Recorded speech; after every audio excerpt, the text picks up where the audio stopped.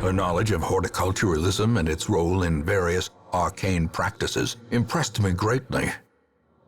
My licentious impulse gave way to a genuine professional respect, and together we began to plant, harvest, and brew. All right, boys. Time for more bosses. Going for the hag, the veteran hag this time, and we got our hag killing squad, which is basically we're gonna bleed her out. So I brought the characters that are really good at causing bleeding damage, and also characters that can fight up close, because that's really the two things you're looking for. And we have a little bit of off healing. We got 2 healing options, and I'm also going to reprogram our skills a bit after this, so I can do it right now even. Basically, oh, I can't do it here. I got to do it on a different page. What are those? The last thing I'm going to do? I don't know. Let's knock that last bit of stress off. Okay. In Radiance, may we find victory. All right, so we're going to redo this. Both of the heals we'll keep, but I'm going to go...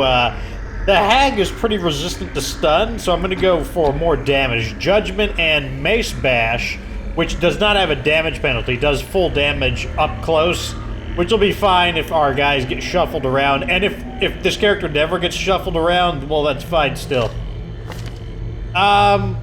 This will probably stay the same, just because the main thing I need is Sacrificial Stab, as well as the option for a weird reconstruction. That's fine. That's fine. Okay, we're ready to go in. Oh, items we're using. Damage and accuracy and crit, you know, all good things. Damage and accuracy and a little bit of bleed skill. Over here we've got damage and blight and disease resistance, just because both of those are common in here. Over here we've got healing at the cost of stun, just because I already know I can't stun this boss effectively, as well as our really nice fortifying garlic.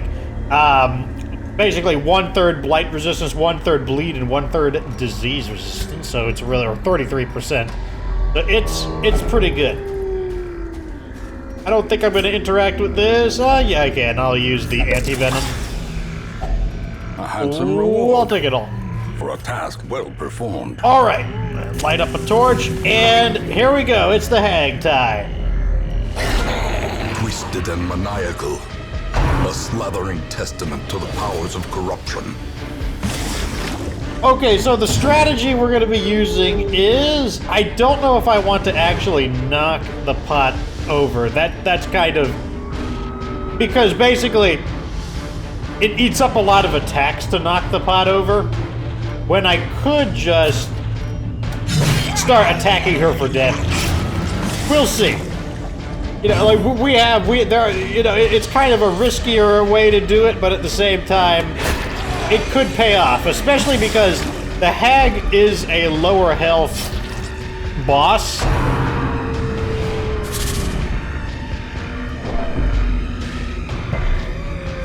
We'll have to see how it goes. Just gonna go for once again straight damage here. Of war can be healed. Like I said, we could knock the... Basically, so the cauldron has 21 health. It's like, the question is, do you really want to spend 2, maybe 3 hits to knock the cauldron over? I'm not sure.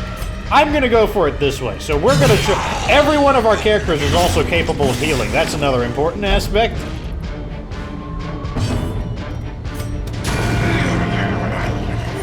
And all of our characters are capable of attacking. So every one of our characters can heal, and every one of our characters can... All of our characters can self-heal or heal someone else. And all of our characters can hit the hag as well. The only unfortunate thing could happen is if the character getting cooked gets dumped out, because they get dumped out at basically 0 health, which is not death. You don't die at 0 health. As life Okay, ebbs, so... terrible vistas of emptiness reveal themselves. The question is, who gets to go? Who gets to go next is the question. Okay, here we go. Weird reconstruction. Okay, it hits good. So as long as you have 1 health, the next time you get hurt really bad, you just go to death's door. So I'm just gonna heal everybody. Is a rarity in the fevered pitch of battle. Gonna heal everybody again. And fortunately, we are outspeeding the hag here. Okay, so that went according to plan. Consumed by the spores she spawned. I don't know. I'll take all these items. Why not? All right, boys. I'm gonna continue my adventure. I'll let you know if I find anything interesting. I could not store such a prodigious amount of offal, nor could I rid myself of it easily, possessed as it was by unnameable things from outer spheres. When excavations beneath the manor broke through into an ancient network of aqueducts and tunnels, I knew I had found a solution to the problem of disposal. Okay, time for round 2, boys. This time we're going after the flesh. And, once again, I got a kind of balanced team that's designed more to counter the flesh's attacks defensively. I mean, we do have some ways to exploit weaknesses in the flesh, but this is definitely a more defensive team overall. Let me see. What? I'll use this. And I don't think there's any other skills I can use that are relevant. I'll just use an ability. I don't even care. Okay. So, let's see our team. The way is lit. The path is clear. We require only the strength. So we've got to follow Zen it. Master up front with, he's going to be armoring up with Withstand so that he can take the frontal attacks of the flesh. And then he's got bleed. We have the immunity mask for bleed resistance, and then he's got some accuracy just because the leper has accuracy problems. But the bleed resistance and the armor should really reduce the flesh's frontal damage. Over here, a similar concept. I've got 30 bleed resistance from a blood charm, and then I've got Barrison's head for 25% armor.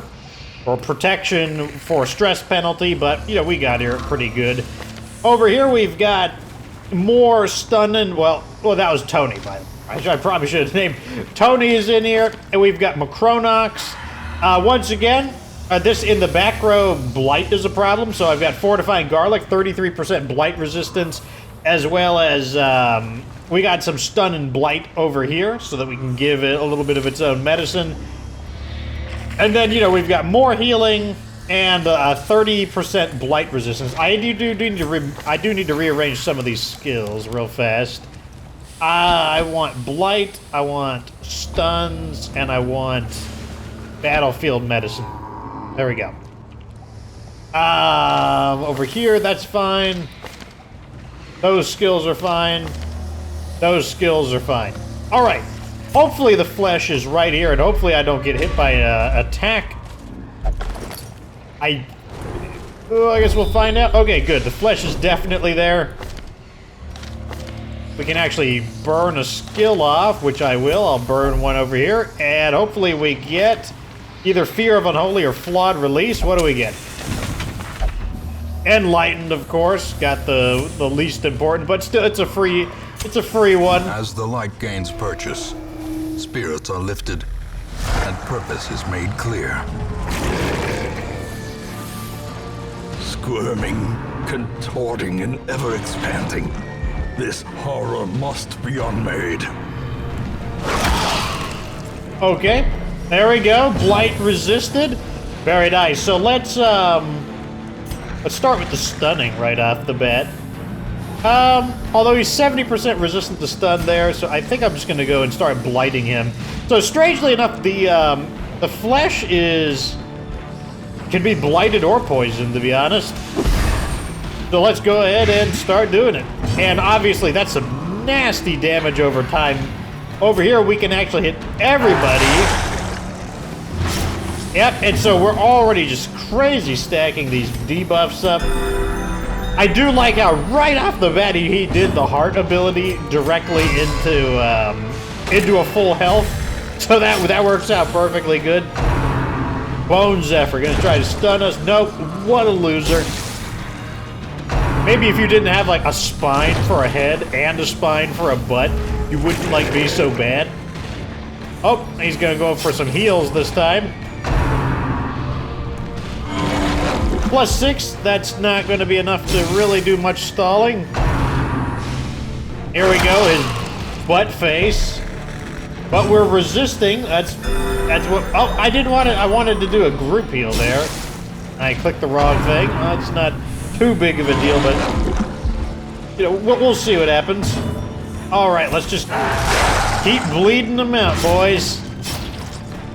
If he wants to, like, heal for, like, 6 health in exchange for, like, basically doing no damage to us, like, that's perfectly fine. Stacking it up, boys. And, oh, look at this. There's a heart in the front rank, so we can go whoop-bam! 35. Look at that chunk. Oh, my God. Okay, so now his front line is pretty heavily armored. What attack? We're doing a really good job of resisting everything. I do enjoy that. Let's go for a stun. I kind of want to cut down on his rear rank damage. His rank damage in the back is getting a little intense. Let's actually properly heal this time. Compassion is a rarity in the fevered pitch of battle. He's going to use his, like, bone face. That's a resist. What a smelly loser. A singular strike. Oh my God, this damage is going to stack up so much. What a giant miss. What a loser. So both of these guys are pretty resistant to damage, so let's just take a swing in there. 8 damage, whatever, we'll take it. Mutating into a heart face. Wow, I've heard of having a heart face, but this is taking it a little too far. Here we go again. Let's stack up that blight damage, boys. Oh my God, 50 damage a turn. More like 30 damage altogether. Jeez. Okay, keep bleeding them out. Stacking it up. Oh, what do you know? The heart is exposed too. Oh man. Ah. Its destruction is a small consolation, given the implications of its terrible existence. Seize this momentum. Push on to the task's end. Yeah, I'll upgrade into this. All right, boys, I'm gonna continue exploring, and you know, if there's nothing left to do, then yeah, I'll see you back at the hamlet. Well, boys, I think we've raked in what I wanted to get, and we got this right here, the restraining padlock. That's actually going to be really handy for Ugly Gang, because Ugly Gang is so ugly that they creep everyone out and increase their stress. In time, there's you will know another the tragic extent of another my 2 failings. bosses down. I'm pretty happy with the way those turned out. I thought, I wasn't sure how hard the flesh would be, but I think that's a really good strategy, is armor in the front and blight resistance in the back. And yeah, because it's like, that's really the 2 big things, is that the flesh's rear blight, it just gets really, really hard to keep up with. And oh yeah, look at this. Like, we got people who are you guys become new elitist jerks? Yeah, look at this. We've got our new level of elitist jerks. These level 5 guys who will no longer do that. They will only do the highest levels to, well, I guess darkest is the highest, the darkest dungeon itself. But yeah, they're only going to do champion level and darkest level. So it's like, wow, look at this. We've got new elitist jerks. That means I'm about to spend some time leveling everybody up. We need money too. We need a ton of money in order to actually finance all of the weapon upgrades and whatnot. Like, look at these, cost 3,000, and that's with the fully upgraded furnace for the maximum discount.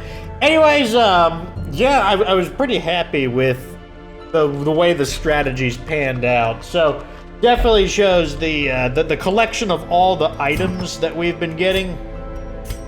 like collecting all these dumb books, these books of Constitution. I just hanging on to the blood charms and whatnot, just hanging on to things. I wish I want to go from these books of Constitution to fortifying garlic. Amazing, super good. No downside. This one has -1 speed. Fortifying garlic, just super good. Definitely could use some more of those. Anyways, that's the end of this episode. That's another 2 boxes down. Let me know what you think down in the comment section. Like this video if it was entertaining. Subscribe for future Dankest Dungeon content. Of course, remember that you don't have to be good to get good.